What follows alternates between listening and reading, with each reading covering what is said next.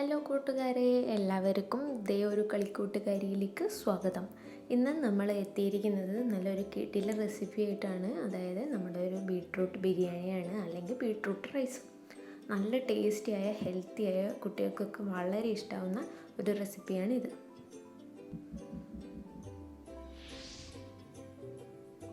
അപ്പോൾ ഇതിനായി നമുക്ക് ഫസ്റ്റ് ആൻഡ് മെയിൻ ഇൻഗ്രീഡിയൻ്റ് എന്ന് പറയുന്നത് ബീട്രൂട്ടാണ്. ഞാനിവിടെ ഒരു മീഡിയം സൈസ് ബീട്രൂട്ട് തൊലി കളഞ്ഞ് നന്നായി ചെറുതായി ചോപ്പ് ചെയ്തെടുത്തേക്കുവാണ്. അടുത്ത ഇൻഗ്രീഡിയൻ്റ് എന്ന് പറയുന്നത് സവാളയാണ്. ഒരു മീഡിയം സൈസ് സവാള ക്യൂബ്സായി അരിഞ്ഞേക്കുവാണ്. നിങ്ങൾക്ക് വേണമെന്നുണ്ടെങ്കിൽ നീളത്തിൽ അരിയാം. പിന്നെ ഞാൻ ഒരു സവാള എടുത്തതിന് കാരണം ഞാനിവിടെ ഉണ്ടാക്കാൻ പോകുന്നത് 2 പേർക്കുള്ള റൈസ് മാത്രമാണ്. അപ്പോൾ നമ്മൾ അടുത്ത ഇൻഗ്രീഡിയൻറ്റ് തക്കാളിയാണ്. ഞാനിവിടെ ഒരു ചെറിയ പീസ് മാത്രമേ എടുത്തിട്ടുള്ളൂ. അത് നല്ല ക്യൂബ്സായി കട്ട് ചെയ്തേക്കുവാണ്. കാരണം എന്ന് വെച്ച് കഴിഞ്ഞാൽ നമ്മൾ ഇതിൻ്റെ പുറമെ പുളിപ്പിന് വേണ്ടി വേറൊരു ഇൻഗ്രീഡിയൻറ്റ് ചേർക്കുന്നു. പിന്നെ ഇഞ്ചിയാണ്. ഇഞ്ചി ചെറുതായി അരിഞ്ഞ് വെച്ചേക്കുവാണ്. പിന്നെ ഇതിൻ്റെ കൂടെ ഗാർലിക്, അതായത് വെളുത്തുള്ളി 3 വലിയ കഷ്ണം വെളുത്തുള്ളി ചെറിയതായിട്ട് അരിഞ്ഞ് വെച്ചേക്കുവാണ്. പിന്നെ നമുക്കിതിൻ്റെ കൂടെ പച്ചമുളക് വേണം. നല്ല 4 പച്ചമുളക്, അതായത് എരിവുള്ള ഒരു മീഡിയം സൈസ് പച്ചമുളകാണ് ഞാൻ എടുത്തേക്കുന്നത്. നിങ്ങൾക്ക് നല്ല എരിവ് വേണമെന്നുണ്ടെങ്കിൽ ഇതിൻ്റെ നമ്പർ കൂട്ടി കൊടുക്കാവുന്നതാണ്. പിന്നെ നമ്മുടെ ബിരിയാണിയുടെ മെയിൻ ഇൻഗ്രീഡിയൻ്റ് എന്ന് പറയുന്നത് മല്ലിയിലയാണ് ഇതിൻ്റെ ഫുഡിൻ്റെ ഫുൾ ഫ്ലേവർ നൽകാൻ സഹായിക്കുന്നത്. അപ്പോൾ ആവശ്യത്തിന് മല്ലിയില എടുത്തിട്ടുണ്ട്. പിന്നെ അടുത്തതായി നമുക്ക് വേണ്ടുന്നത് മസാലയിലേക്ക് വേണ്ടുന്നത് ജീരകം, അതായത് വലിയ ജീരകം, 1 ഏലക്ക, പിന്നെ 2 പട്ട, അതായത് നമ്മുടെ കറുവപ്പട്ട എന്ന് പറയും. അപ്പം നമ്മുടെ മേക്കിങ്ങിലേക്ക് പോവാം. അപ്പം ഞാനിവിടെ ഉണ്ടാക്കാൻ പോകുന്നത് കുക്കറിലാണ്. കുക്കറിലേക്ക് നന്നായി ചൂടായതിന് ശേഷം 2 സ്പൂണ് ഗീ ഉപയോഗിച്ചിട്ടുണ്ട്. അപ്പോൾ ഞാനിവിടെ ഗീ ആണ് എടുത്തത്. നിങ്ങൾക്ക് വേണമെന്നുണ്ടെങ്കിൽ ഓയിലോ അല്ലെങ്കിൽ വെളിച്ചെണ്ണയോ എടുക്കാം. അപ്പോൾ ഗീ ആകുമ്പോൾ കുറച്ചുകൂടി ടേസ്റ്റ് ഉണ്ടാവും. അപ്പോൾ ഇതിലേക്ക് നമ്മൾ നേരത്തെ എടുത്ത് വെച്ച ജീരകം, ഏലക്ക, കറുവപ്പട്ട എന്നിവ ചേർക്കാം. അപ്പോൾ ഇതെന്താ ചെയ്യുക, ലോ ഫ്ലെയിമിലേക്ക് മാറ്റി നന്നായി ഒന്ന് എന്ത് ചെയ്യുക, എണ്ണയിലിട്ട് വറുത്തെടുക്കാം. കരിഞ്ഞു പോകാൻ ചാൻസ് ഉള്ളത് കൊണ്ട് നമ്മൾ എന്ത് ചെയ്യണം, തീ ഏറ്റവും ലോ ഫ്ലെയിമിലേക്ക് മാറ്റിയിട്ട് വേണം ഇത് ഫ്രൈ ചെയ്തെടുക്കാം. അപ്പോൾ നമുക്ക് എന്ത് ചെയ്യാം, ഇത് നന്നായിട്ടൊന്ന് ഇളക്കി കൊടുക്കാം. ഈ ജീരകത്തിൻ്റെ സ്മെല്ലുണ്ടല്ലോ, ഈ ജീരകമാണ് നമ്മുടെ മെയിൻ ഇൻഗ്രീഡിയൻറ്റ്. അതായത് നമ്മുടെ റൈസിന് സ്മെല്ല് കൊടുക്കുന്നത് ഇതും പിന്നെ നമ്മുടെ മല്ലിയിലയുമാണ്. അപ്പോൾ ഏലക്ക എന്ന് പറയുന്നത്, ഏലക്ക ഒരു ബിരിയാണിക്കൊക്കെ ഏലക്കയുടെ സ്മെല്ലുണ്ടാകും, കുറച്ചുകൂടി സ്വാദിഷ്ടമാകും.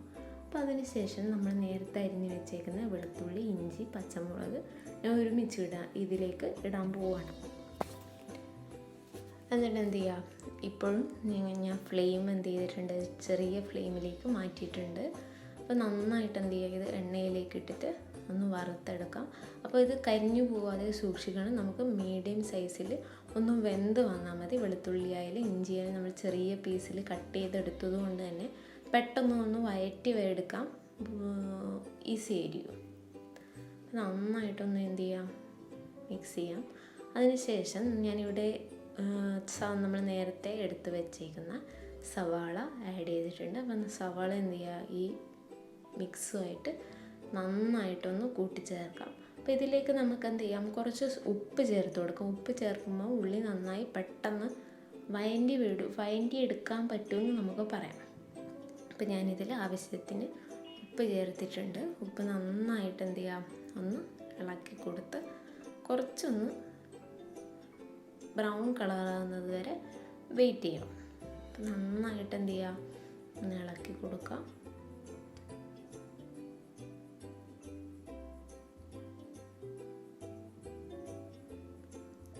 അതിനുശേഷം നമ്മുടെ അടുത്ത ഇൻഗ്രീഡിയൻ്റ്, അതായത് നമ്മൾ തക്കാളി ഇതിലേക്ക് ചേർക്കുകയാണ്.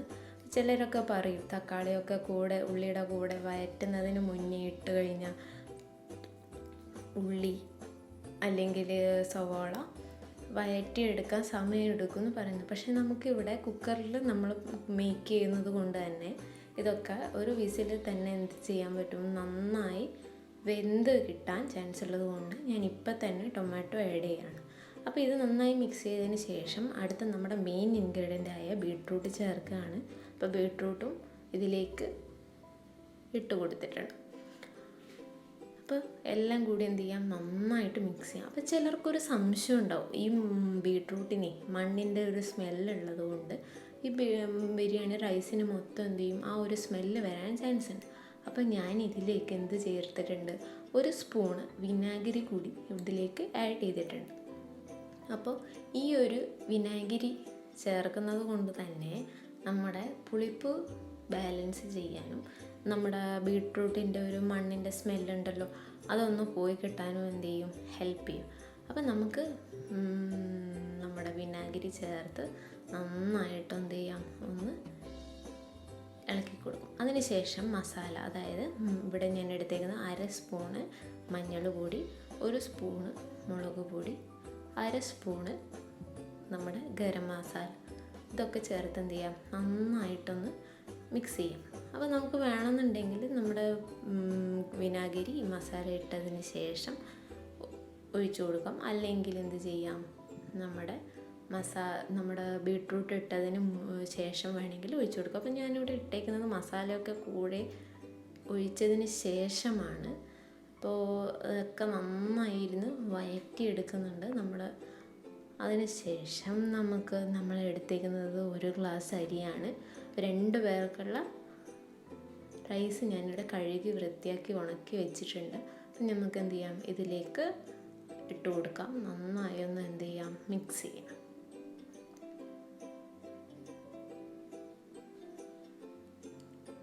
അപ്പോൾ നമ്മുടെ മസാലയുമായി ഈ റൈസ് എന്ത് ചെയ്യാം, നന്നായിട്ട് ഇളക്കി മിക്സാക്കി കൊടുത്ത് ഒന്ന് ഫ്രൈ ചെയ്തെടുക്കണം. കാരണം എന്ന് വെച്ചാൽ നമ്മുടെ നെയ്യിൽ അല്ലെങ്കിൽ ഈ മസാലയിൽ നമ്മുടെ ഈ റൈസ് ഒന്ന് വഴറ്റിയെടുക്കുമ്പോൾ അതൊന്ന് കൂടുതലൊന്ന് ക്രിസ്പിയാവും. അപ്പം നമ്മുടെ അരി എന്ത് ചെയ്യും, പെട്ടെന്ന് വേവാനും പൊട്ടിപ്പോവാതിരിക്കാനും ഒരു എന്താ പറയുക, ഹെൽപ്പ് ചെയ്യുന്നത് ആണ്. അപ്പോൾ നമുക്ക് ഇതിലേക്ക് എന്ത് ചെയ്യാം, ആവശ്യത്തിന് വെള്ളം ഒഴിച്ചു കൊടുക്കാം.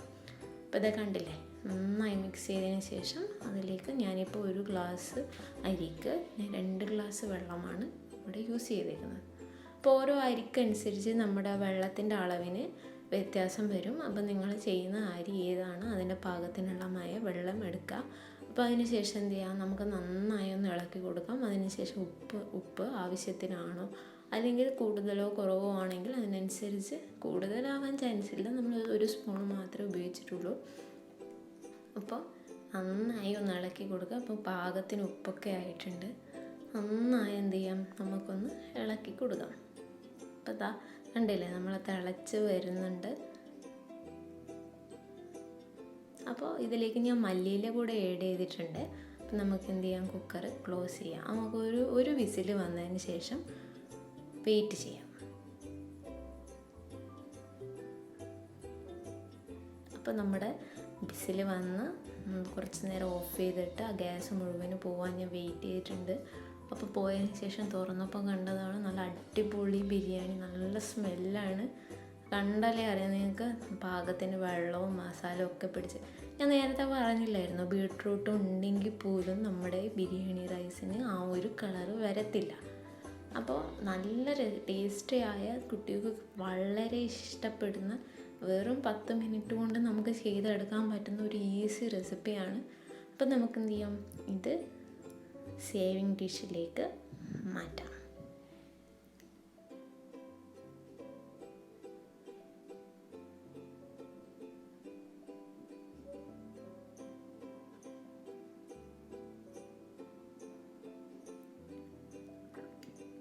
ഇപ്പം നമ്മുടെ ബീട്രൂട്ട് ബിരിയാണി ഇവിടെ റെഡി ആയിരിക്കുവാണ്. നല്ല ടേസ്റ്റിയാണ്, കാണുമ്പോൾ തന്നെ നിങ്ങൾക്ക് മനസ്സിലാവും. അപ്പോൾ കുട്ടികൾക്കെല്ലാം നല്ല ഇഷ്ടമായ ഈ റൈസ് എന്തായാലും ട്രൈ ചെയ്ത് നോക്കുക. നിങ്ങൾക്ക് ഇതിൻ്റെ കൂടെ എഗ്ഗോ ചിക്കനോ ബീഫോ മറ്റോ എന്ത് വേണമെങ്കിലും യൂസ് ചെയ്യാം. നല്ലൊരു മസാല റൈസ്, അതായത് ബീട്രൂട്ട് ഉള്ളത് കൊണ്ട് ഞാനിതിന് ബീട്രൂട്ട് ബിരിയാണി അല്ലെങ്കിൽ ബീട്രൂട്ട് റൈസ് എന്ന് പറയുന്നതേ ഉള്ളൂ. അപ്പോൾ നല്ല ടേസ്റ്റിയായ ഈ റെസിപ്പി എന്തായാലും നിങ്ങൾ ട്രൈ ചെയ്ത് നോക്കുക. Thank you.